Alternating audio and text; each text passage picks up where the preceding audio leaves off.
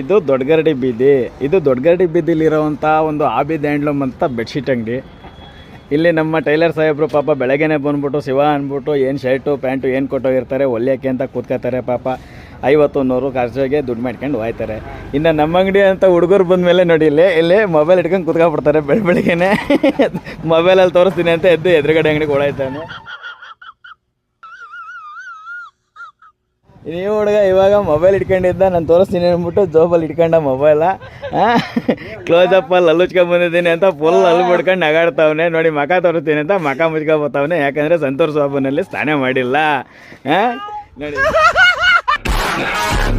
ಎಲ್ಲ ಬೆಳಗ್ಗೆ ನೋಡಿ ಇನ್ನು ಟೈಮು 12 ಗಂಟೆನೂ ಆಗಿಲ್ಲ, 5 ನಿಮಿಷ ಟೈಮ್ ಇದೆ. ಇನ್ನು ಕೆಲಸ ಏನೂ ಇಲ್ಲ. ನೋಡಿ ಬರೀ ಹಿಂಗೆ ಆ ಕಾಲ ಹೊಡ್ಕೊಂಡವ್ರೆ.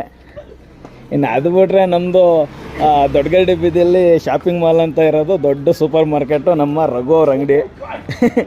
ಇಲ್ಲಿ ನಮಗೆ ಕುರ್ಕುರೆ ಚಾಕ್ಲೇಟ್ಸು ಅವು ಇವು ಎಲ್ಲ ಆಫರಲ್ಲಿ ಸಿಗುತ್ತೆ. ಇವರು ಇದೇ ನಗು ಮುಖದಲ್ಲಿ ಅದನ್ನೆಲ್ಲ ಕೊಡ್ತಾರೆ. ಇವರು ನಮ್ಮ ಏರಿಯಾ ರಘು ಅಂತ. ಒಂದ್ಸರಿ ಹಾಯ್ ಮಾಡಿ ಸರ್.